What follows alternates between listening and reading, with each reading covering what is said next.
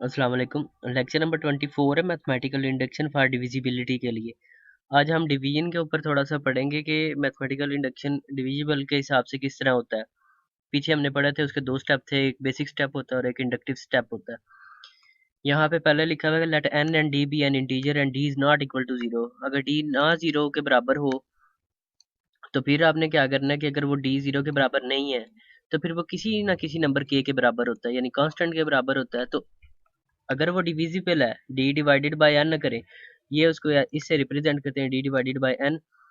तो फिर यहाँ पे क्या होगा कि ये किसी ना किसी नंबर के बराबर होगा, डी बाय एन बराबर के।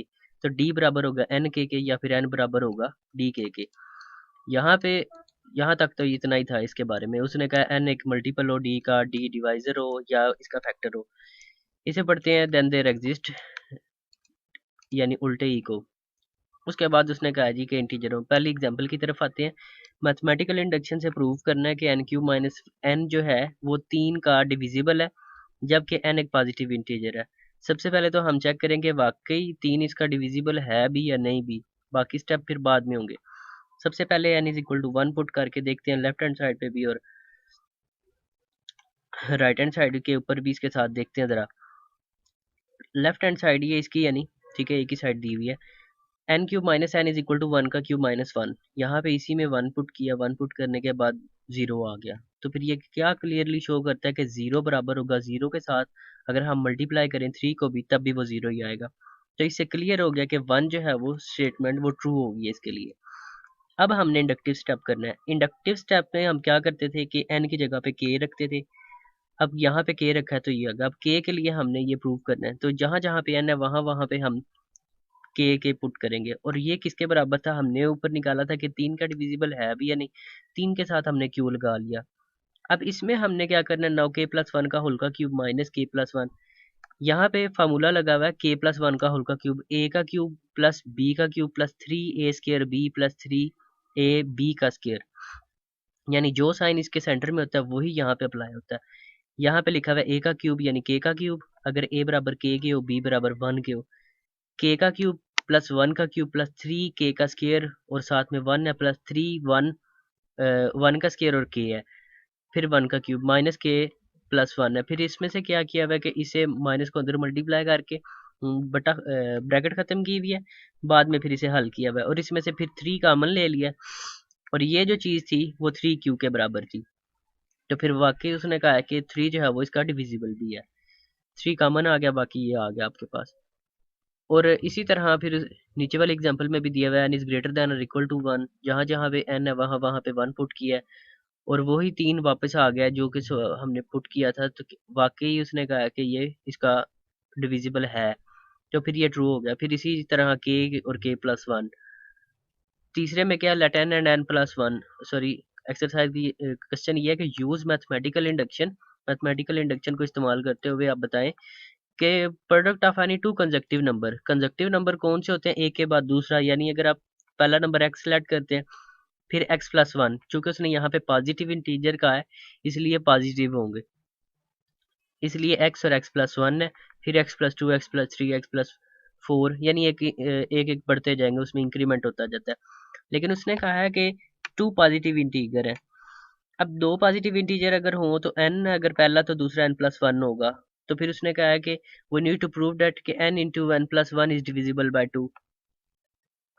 अब यहाँ पे उसने कहा है कि शो दैट करें कि मैथमेटिकल इंडक्शन का जो दो कंजक्टिव नंबर है उनका प्रोडक्ट कहते हैं बेसिकली ज़रब को। दो पॉजिटिव नंबरों का हासिल ज़रब जो होगा वो उसने कहा है कि 2 उसका डिविजिबल है। बेसिक स्टेप में 1 पुट करेंगे, फिर के पुट करेंगे, फिर के प्लस 1 पुट करेंगे और फिर उसमें से अगर 2 कॉमन आ गया और बाकी वो चीज़ जो होगी वो फिर उससे साबित हो जाएगा कि 2 इसका जो है वो डिविजिबल है, जो यानी इससे डिविजिबल हो जाता है 2।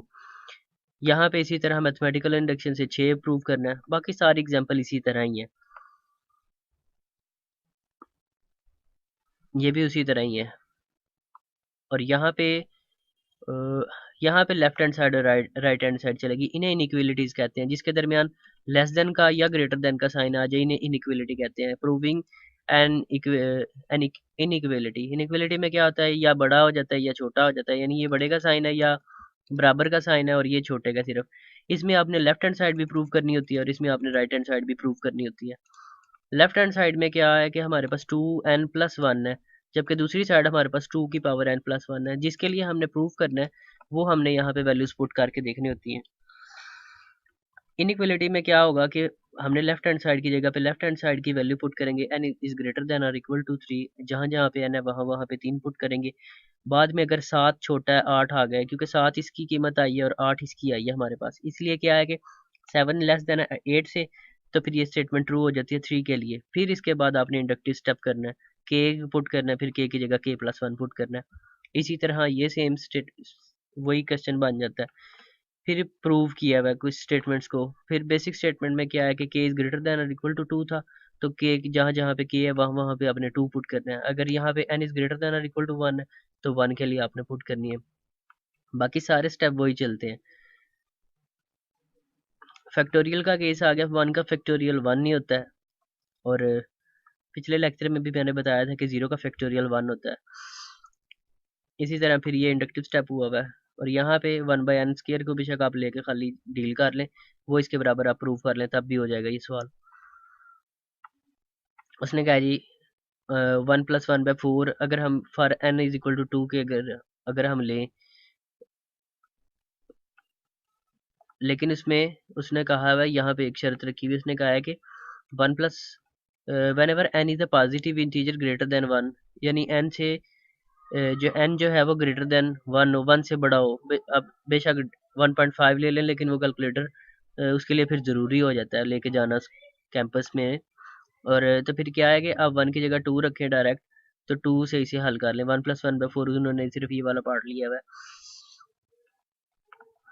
उसके बाद क्या है कि ये फिर राइट हैंड साइड में ये वाला ले लिया पार्ट, और लेफ्ट हैंड साइड में ये वाला ले लिया पार्ट। उसके बाद फिर ये हल किया हुआ है और वो देखा हुआ है, चूंकि यहाँ पे नज़र आ रहा है कि लेफ्ट हैंड साइड छोटी है राइट हैंड साइड से, लिहाजा ये स्टेटमेंट भी ट्रू हो जाती है।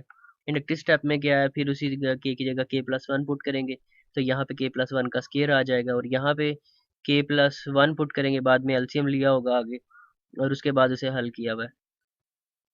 ये यहाँ पे एलसीएम लेके उसने इसे हल कर दिया है। k+1 को यहाँ पे मल्टीप्लाई कर लें, बाद में इसमें ये ऐड हो जाएगा, ऐड होने के बाद ये होगा इस साइड पे ये आप डायरेक्ट वैल्यूज पुट करने के बाद आप ये स्टेप कर लें बेशक। यहाँ पे लेक्चर नंबर 24 ख़त्म हो जाता है। मिलते हैं इंशाल्लाह नेक्स्ट लेक्चर में। फ़िलहाल के लिए इजाज़त चाहता हूँ। अल्लाह हाफिज़।